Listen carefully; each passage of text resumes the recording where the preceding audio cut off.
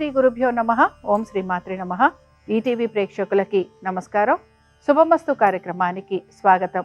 శుభమస్తు కార్యక్రమంలోని గ్రహఫలం అంశంలో ద్వాదశ రాశుల వారి శుభ అశుభ ఫలితాలు, ద్వాదశ రాశుల వారు ఎటువంటి పరిహారాలను పాటించాలి, అలాగే ఈరోజు వరాహ జయంతి. వరాహ జయంతి సందర్భంగా పాటించాల్సిన నియమాలు ఏమిటి, విశిష్టత ఏమిటి, ప్రత్యేకత ఏమిటి అనే విషయాన్ని శ్రీరస్తు అనే అంశంలో తెలుసుకుందాం. ముందుగా నేటి పంచాంగం. స్వస్తి శ్రీ చాంద్రమాన శ్రీ విశ్వావసునామ సంవత్సరం, దక్షిణాయనం, వర్ష ఋతువు, భాద్రపద మాసం. ఈరోజు తిథి శుద్ధ విదియ, మధ్యాహ్నం 11:38 వరకు. నక్షత్రం ఉత్తర, తెల్లవారుజామున 3:59 వరకు. రాహుకాలం ఉదయం 7:30 నుంచి 9 గంటల వరకు. ఇక ఈనాటి గ్రహస్థితి ఏ విధంగా ఉందో పరిశీలిద్దాం. గురువు మిథునంలో సంచారము, బుధ శుక్రులు కర్కాటకంలోను, రవి కేతువులు సింహంలోను, కుజుడు కన్యలోను, రాహువు కుంభంలోను, శని వక్రగతిలో మీనరాశిలో సంచరిస్తున్నారు. ఈ గ్రహస్థితి ఆధారంగా ద్వాదశ రాశుల వారి ఫలితాలు ఏ విధంగా ఉంటాయో పరిశీలిద్దాం. ముందుగా మేషరాశి.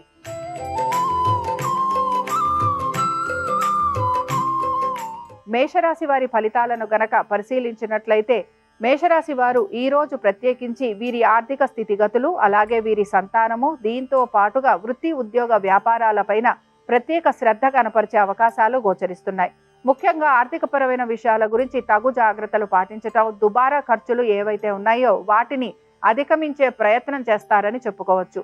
మీ మనసులో ఉన్న ఆలోచనలు ఏవైతే ఉన్నాయో దానికి తగిన విధంగా మీ యొక్క ఆచరణ కూడా ఉంటుందని గమనించాలి.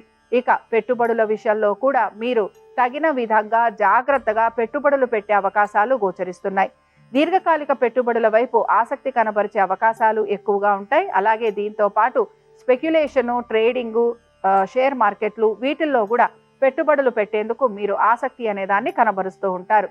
స్థిరాస్తులకి సంబంధించి మీరు జాగ్రత్తలు తీసుకోవటము, దీంతో పాటు స్థిరాస్తి సంపద పెంచే అవకాశాల కోసం ప్రయత్నిస్తూ ఉంటారు. ఉద్యోగస్తులు మాత్రం ఉద్యోగానికి సంబంధించి పెద్దగా మార్పులు అనేవి ఏవి చేయడానికి ఇష్టాన్ని కనబరచరు. ఈ రాశి వారు ఈ రోజు నారాయణ కవచం చదవటం, వినటం, స్వామివారి దర్శనం మీకు మంచి ఫలితాలను కలిగిస్తుంది. అనుకూలించే దిక్కు ఆగ్నేయం. కలిసొచ్చే రంగు ఆకుపచ్చ. అదృష్ట సంఖ్య 5.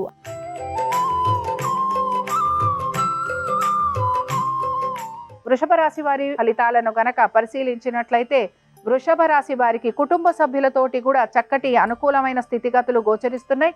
ఆశించిన విధంగా మార్పులు ఉండే అవకాశాలు ఎక్కువగా ఉంటాయి. అయితే మీరు మీ కుటుంబ సభ్యులతోటి దూరంగా ఉండటం, వృత్తి రీత్యా, ఉద్యోగ వ్యాపారాల రీత్యా ప్రయాణాలు లాంటివి ఉండే అవకాశాలు ఎక్కువగా ఉంటాయి. కోర్టు సంబంధంగా ఉండే పనులు ఏవైతే ఉంటాయో అవన్నీ కూడా ముందుకు సాగే అవకాశాలు గోచరిస్తున్నాయి. స్థిరాస్తులకి సంబంధించి చక్కటి మార్పులు చేర్పులు ఉండటం, స్థిరాస్తి సంపద పెరగటం, అలాగే మీరు గనక అద్దెలకి వాటికి ఇవ్వాలనుకుంటే అందులో కూడా ఆర్థికంగా ప్రయోజనకరంగా ఉండే అవకాశాలు ఎక్కువగా ఉంటాయి. ప్రభుత్వ రంగాలలో ఉన్న వారికి, ప్రభుత్వ ఉద్యోగస్తులకి, అలాగే ప్రభుత్వ సంబంధంగా ఇతర వృత్తులు చేసే వారికి కూడా ఆశాజనకంగా ఉంటుంది. ఈ రోజు వృషభ రాశి వారికి ఆర్థికంగా ప్రయోజనకరంగా ఉండటం, విశేషంగా వీరికి గుర్తింపు లభించటం, దీంతో పాటు వృత్తి ఉద్యోగ వ్యాపారాలలో అనుకూలమైన స్థితిగతులు ఉండటం వీరికి ఆనందాన్ని కలిగిస్తూ ఉంటుంది. మీరు కనుక పవర్ ఇలాంటి వాటిలలో పెట్టుబడులు పెడుతుంటే అందులో కూడా మీకు కొంత ఆశాజనకంగా ఉంటుందని భావించవచ్చు. ఈ రాశి వారు మాత్రం ఈరోజు వివాహ ప్రయత్నాలు చేస్తున్న వారికి అనుకూలమైన స్థితిగతులు గోచరించటం లేదు. ఈ రాశి వారు ఈరోజు భజగోవిందం చదవటం, వినటం, స్వామివారి దర్శనం వీరికి మంచి ఫలితాలను కలిగిస్తుంది. అనుకూలించే దిక్కు ఈశాన్యం. కలిసొచ్చే రంగు ఎరుపు. అదృష్ట సంఖ్య 9.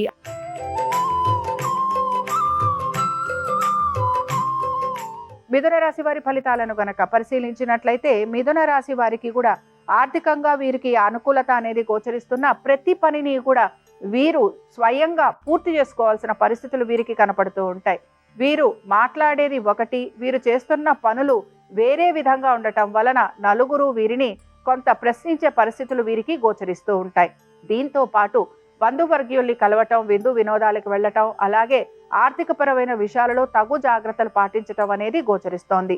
తల్లిదండ్రులతోటి ఎక్కువగా సమయం గడపటం, అలాగే తల్లిదండ్రుల సంబంధంగా ఉండే ఆస్తిపాస్తుల గురించి కూడా మీరు ఆలోచన చేసే అవకాశాలు గోచరిస్తున్నాయి. సోదర సోదరీమణులతోటి మాత్రం వాదోపవాదాలు ఉండటం, వారితోటి ఆస్తికి సంబంధించి తగువులు ఉండటం, లిటిగేషన్లు ఇలాంటివి ఉండే అవకాశాలు ఉంటాయి గనక జాగ్రత్త వహించాలి. సంతానానికి సంబంధించి అలాగే వారి అభివృద్ధి గురించి మీరు తీసుకుంటున్న జాగ్రత్తలు మంచి ఫలితాలను ఇస్తాయి. వివాహ ప్రయత్నాలు చేస్తున్న వారికి ఈ రోజు పెద్దగా ప్రయత్నం చేస్తే తప్ప సానుకూల పరిస్థితులు మాత్రం గోచరించటం లేదు. ఈ రాశి వారు ఈ రోజు విష్ణు హృదయ స్తోత్రం చదవటం, వినటం, అలాగే స్వామివారి దర్శనం మీకు మంచి ఫలితాలను కలిగిస్తుంది. అనుకూలించే దిక్కు ఉత్తరం, కలిసొచ్చే రంగు పసుపు, అదృష్ట సంఖ్య 2.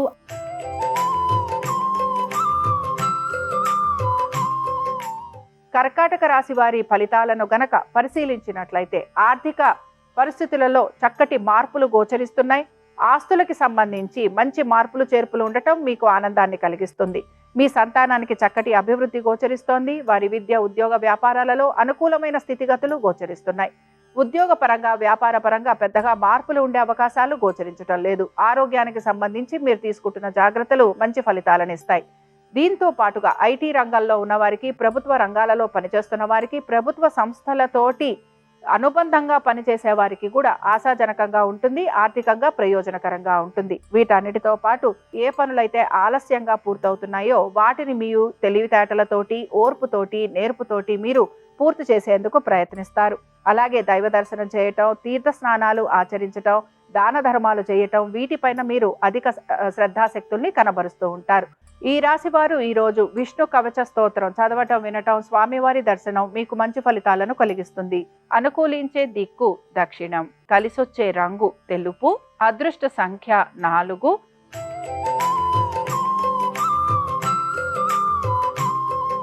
సింహరాశి వారి ఫలితాలను గనక పరిశీలించినట్లయితే వివాహ ప్రయత్నాలు చేస్తున్న వారికి మాత్రం ఈ రోజు ఆశించిన విధంగా అనుకూలత అనేది గోచరించడం లేదు.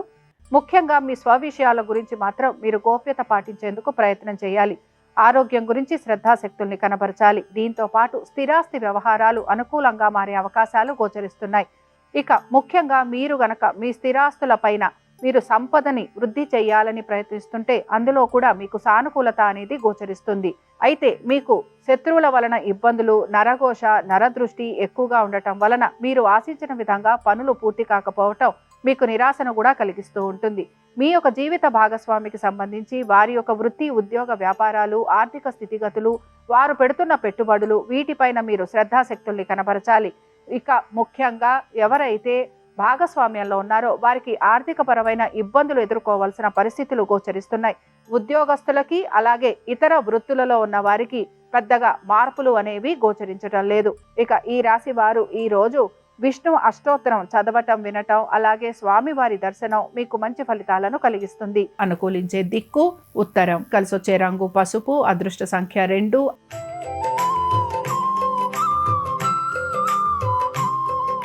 కన్యారాశి వారి ఫలితాలను గనక పరిశీలించినట్లయితే ఖర్చులను అధిగమించడానికి ప్రయత్నించాలి. ముఖ్యంగా మీ సంతానము, వారి విద్య, ఉద్యోగ, వ్యాపారాలు, ఆర్థిక స్థితిగతులు, ముఖ్యంగా వారి ఆరోగ్యం గురించి మీరు అధిక శ్రద్ధను కనపరచాలి. విద్యార్థులకి విద్య పట్ల శ్రద్ధ అనేది తక్కువగా ఉండటం, ఆశించిన విధంగా వీరికి మార్కులు లేదా వీరు ఆశించిన విధంగా వీరికి ర్యాంకులు రాకపోవటం వీరికి నిరాశను కలిగిస్తూ ఉంటుంది. ప్రతి విషయంలో కూడా వీరు రాజీ పడాల్సిన పరిస్థితులు వీరికి గోచరిస్తూ ఉంటాయి. పెట్టుబడుల విషయంలో కూడా ఆశించిన విధంగా మార్పులు అనేవి కనిపించటం లేదు. ముఖ్యంగా షేర్ మార్కెట్లలో పెట్టుబడులు పెడుతున్న వారికి మాత్రం ఈ రోజు పెద్దగా మార్పులు చేర్పులు లేకపోవటం, అలాగే ఆర్థికంగా ప్రయోజనకరంగా లేకపోవటం నిరాశను కలిగిస్తుంది. ఉద్యోగస్తులకి ఉద్యోగ నిమిత్తంగా ప్రయాణాలు ఉండటం, శ్రమ అధికంగా ఉండటం, పనులు వేగవంతంగా పూర్తి కాకపోవటం నిరాశను కలిగిస్తుంది. ఈ రాశి వారు ఈ రోజు వరాహ అష్టోత్తరం చదవటం, వినటం, అలాగే స్వామివారి దర్శనం వీరికి మంచి ఫలితాలను కలిగిస్తుంది. అనుకూలించే దిక్కు ఈశాన్యం, కలిసొచ్చే రంగు తెలుపు, అదృష్ట సంఖ్య 5.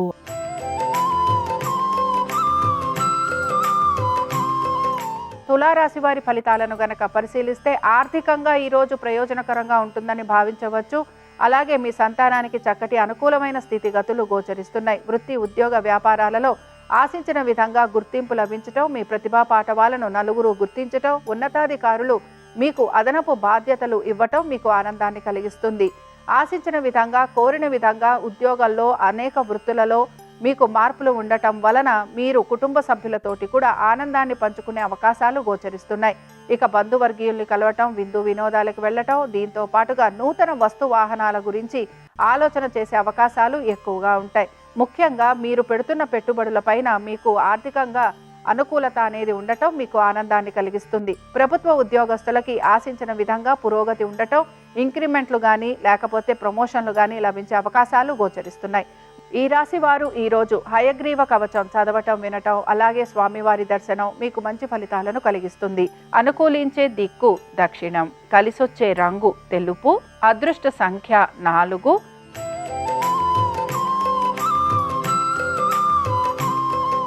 వృశ్చిక రాశి వారి ఫలితాలను గనక పరిశీలించినట్లయితే ఉద్యోగస్తులకి ఉద్యోగపరంగా చక్కటి అనుకూలమైన స్థితిగతులు గోచరిస్తున్నాయి. ముఖ్యంగా వీరికి ఉద్యోగపరంగా మార్పులు చేర్పులు ఉండటం, ఆశించిన విధంగా ప్రాజెక్టులు లాంటివి లభించటం, అలాగే ఉన్నతాధికారులు వీరిని ప్రశంసించటం, వీరి ప్రతిభా పాఠవాళ్ళకి గుర్తింపు లభించటం, ఇంక్రిమెంట్లు, ప్రమోషన్లు ఇలాంటివి వచ్చే అవకాశాలు ఎక్కువగా ఉంటాయి. వీటన్నిటితో పాటు వ్యాపారస్తులకి కూడా వ్యాపార నిమిత్తంగా ప్రయాణాలు లాంటివి ఉన్న ధన వ్యయం లేకుండా వీరికి ఉంటుంది. అలాగే వీరు కోరిన విధంగా వ్యాపారాభివృద్ధి అనేది గోచరిస్తోంది. సంతానానికి సంబంధించి మాత్రం మీరు కొంత మానసికంగా ఇబ్బందికి గురయ్యే అవకాశాలు గోచరిస్తున్నాయి. వీటన్నిటితో పాటు స్థిరాస్తి వ్యవహారాలపైన మీరు ఆసక్తిని కనబరుస్తూ ఉంటారు. మీ పూర్వీకులు ఇచ్చిన ఆస్తిపాస్తులు ఏవైతే ఉన్నాయో వాటి గురించి ఆలోచన చేసే అవకాశాలు గోచరిస్తున్నాయి. ఈ రాశి వారు ఈరోజు వరాహస్వామి వారి సహస్రనామాలు చదవటం, వినటం, అలాగే స్వామివారి దర్శనం వీరికి మంచి ఫలితాలను కలిగిస్తుంది. అనుకూలించే దిక్కు దక్షిణం, కలిసొచ్చే రంగు ఆకుపచ్చ, అదృష్ట సంఖ్య 9.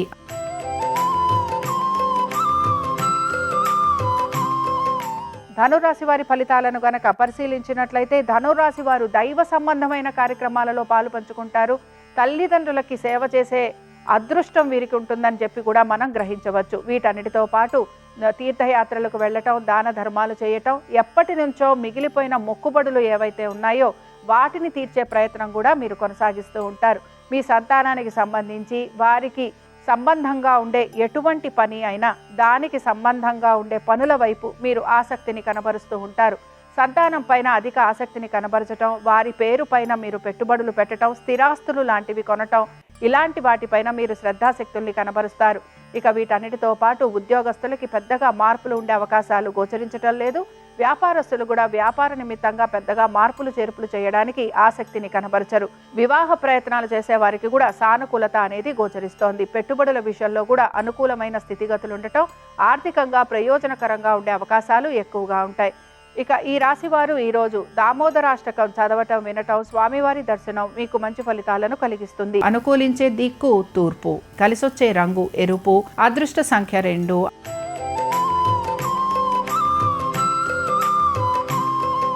మకర రాశి వారి ఫలితాలను గనక పరిశీలించినట్లయితే మకర రాశి వారికి మాత్రం ఈరోజు ప్రతి పనిలోనూ కూడా ఆటంకాలు కలిగే అవకాశాలు ఎక్కువగా ఉంటాయి. ముఖ్యంగా స్థిరాస్తులకి సంబంధించి ఎటువంటి కోర్టు కేసులున్నా, లిటిగేషన్లున్నా ఇవన్నీ కూడా వాయిదా పడే అవకాశాలు గోచరిస్తున్నాయి. ప్రభుత్వ ఉద్యోగస్తులకి కూడా ఇబ్బందులు ఎదురయ్యే అవకాశాలుంటాయి. అలాగే మీరు అనుకోని రీతిలో ఉద్యోగాల్లో హఠాత్తుగా మీకు తొలగింపు లాంటివి ఉండే అవకాశాలు ఉంటాయి గనక జాగ్రత్త వహించాలి. ఆరోగ్యం గురించి ప్రత్యేక శ్రద్ధను కనబరచాలి.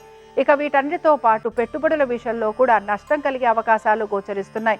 కుటుంబ సభ్యులతోటి కూడా ఇబ్బందులు ఎదుర్కోవటం, మానసికంగా వేదన పొందే అవకాశాలు ఉంటాయి గనక ఈ మకర రాశి వారు మాత్రం ఈ రోజు ప్రతి విషయంలోనూ జాగ్రత్త వహిస్తూ ముందుకు వెళ్ళాలి. రుణ వ్యవహారాలు ఏవైతే ఉన్నాయో వాటికి సంబంధించి కూడా ఇబ్బంది ఎదుర్కొనే పరిస్థితులు, అలాగే మీరు ఎంత ప్రశాంతంగా ఉందామనుకున్నా ఏదో ఒక చికాకు మిమ్మల్ని ఇబ్బందికి మాత్రం గురి చేస్తూ ఉంటుంది. ఆర్థికపరమైన విషయాల గురించి తప్పనిసరిగా ప్రణాళిక అనేది వేసుకుంటూ ఉండాలి. అలాగే మీరు పొదుపు పాటించేందుకు కూడా ప్రయత్నం చేయాలి. ఈ రాశివారు మాత్రం ఈరోజు సంకటనాశన విష్ణు స్తోత్రం చదవటం, వినటం, స్వామివారి దర్శనం మీకు మంచి ఫలితాలను కలిగిస్తుంది. అనుకూలించే దిక్కు నైరుతి, కలిసొచ్చే రంగు నీలము, అదృష్ట సంఖ్య 4.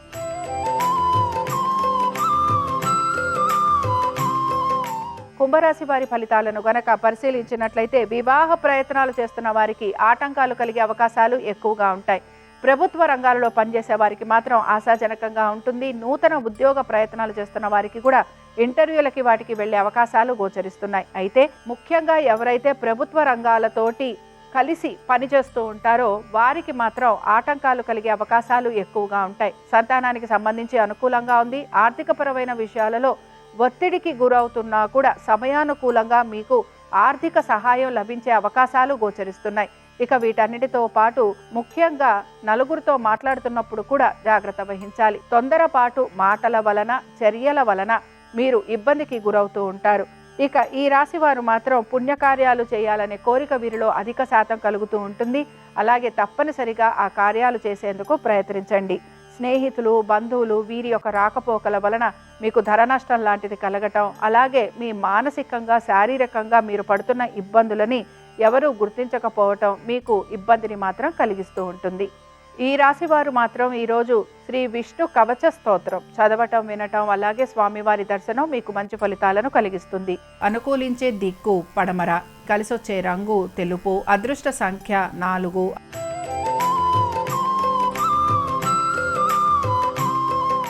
మీనరాశి వారి ఫలితాలను కనుక పరిశీలించినట్లయితే సంతానానికి చక్కటి అనుకూలమైన స్థితిగతులు గోచరిస్తున్నాయి. ఉద్యోగపరంగా, వ్యాపారపరంగా పెద్దగా మార్పులు కనిపించడం లేదు. అయితే కోర్టు విషయాలు ఏవైతే ఉన్నాయో ఇవి వాయిదా పడే అవకాశాలు ఎక్కువగా ఉంటాయి.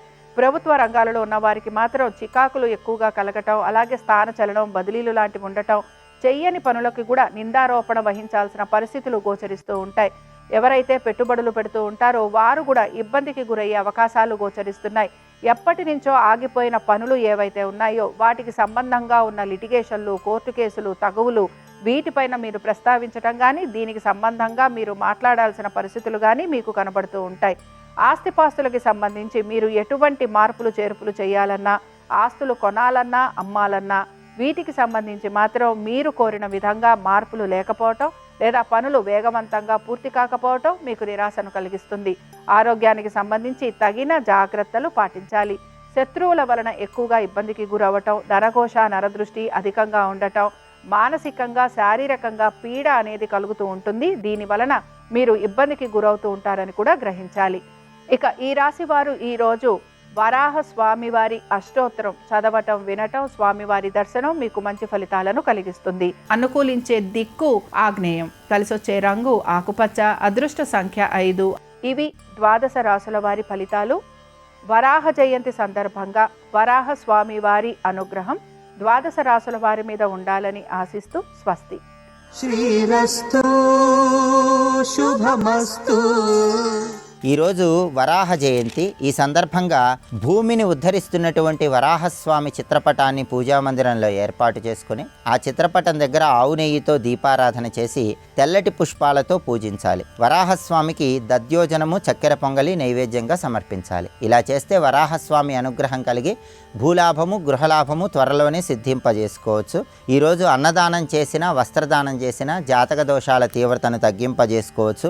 అలాగే తొందరలోనే సొంతింటి కలను సాకారం చేసుకోవటానికి ఈరోజు ఒక రాగి చెంబు లేదా ఇత్తడి చెంబులో గంగాజలం నింపి అందులో పుష్పాలు, అక్షింతలు వేసి మామిడాకులతో అలంకరణ చేసి పైన కొబ్బరికాయ ఉంచి ఎక్కడైనా దేవాలయ ప్రాంగణంలో దానం ఇవ్వాలి. ఈ ప్రత్యేకమైన దానం వరాహ జయంతి రోజు చేస్తే సమస్త శుభాలు చేకూరతాయి. సొంతింటి కలను తొందరగా సాకారం చేసుకోవచ్చు.